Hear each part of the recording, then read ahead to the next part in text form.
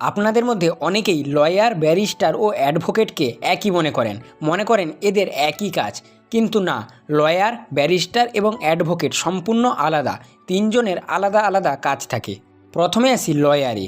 যে ল পড়ে থাকে, যে লয়ের ডিগ্রি অর্জন করেছে, সেটা 3 বছরের ডিগ্রি হোক কিংবা 5 বছরের ডিগ্রি, তাদের আমরা লয়ার বা উকিল বলি। মনে রাখতে হবে এটা শুধু একটা ডিগ্রি। এই ডিগ্রি থাকলে কিন্তু আপনি কাউকে কোর্টে রিপ্রেজেন্ট করতে পারবেন না, মানে কারোর হয়ে কেস লড়তে পারবেন না। তারপর আসি ব্যারিস্টারি। যদি আপনি ইংল্যান্ড কিংবা সাউথ আফ্রিকা থেকে লয়ের ডিগ্রি অর্জন করেন, তখন আপনাকে ব্যারিস্টার বলা হবে। এদের শুধু টার্মটাই আলাদা হয়, কিন্তু কাজ এবং পাওয়ার লয়ারদের মতোই হয়। যেমন মহাত্মা গান্ধী ইংল্যান্ড থেকে ল ডিগ্রি অর্জন করেছিলেন, তাই ওনাকে ব্যারিস্টার বলা হয়। এরপর অ্যাডভোকেট। যখন কোনো লয়ার নিজেকে বার কাউন্সিল অফ ইন্ডিয়াতে অন্তর্ভুক্ত করায়, তখন অ্যাডভোকেট হয় বা অধিবক্তা হয়। একজন অ্যাডভোকেট তার ক্লায়েন্টের হয়ে কোর্টে কেস লড়তে